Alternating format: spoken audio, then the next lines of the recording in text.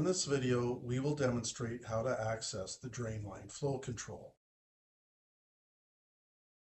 First, remove the red clip that is holding the drain line elbow in place.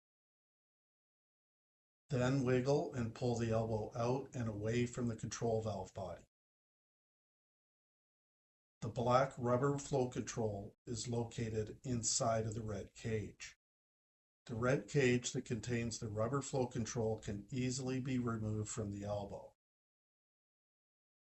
Next, unthread the nut that holds the barb fitting in place, along with a rubber washer to see all the components that make up the drain line elbow assembly. Note that there is an O-ring on the end of the drain elbow. If it is torn or pinched, we recommend replacing it with a new one. Leaving a damaged O-ring in place may cause a leak from the drain port. Ensure that you apply a thin layer of silicone grease onto the O-ring before placing it onto the elbow. Then place the barb fitting and washer back into position and thread back onto the elbow. Using a flathead screwdriver, pry the rubber flow control out of the holding cage as shown in the video. Please refrain from attempting to remove it through the center hole. This hole is precision drilled to ensure the proper flow rate to the drain during backwash and rinse cycles, and it must not be damaged. Note that there are two distinct sides to the flow control. One side features an embossed stamp indicating the flow rate. The other side is smooth with a beveled center hole. The larger the hole, the higher the flow rate.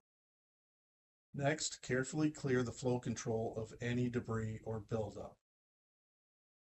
If you decide to replace the flow control, it is imperative that the replacement flow control has the exact same flow rate as the one embossed on the existing component. These flow controls are precision engineered for each specific unit and must match exactly upon replacement. Please be advised that there is a specific procedure for placing the flow control into the red holding cage. You'll want to ensure the beveled side is facing up when placing it into the cage. This orientation guarantees the correct amount of water is sent to the drain during the backwash and rinse cycles.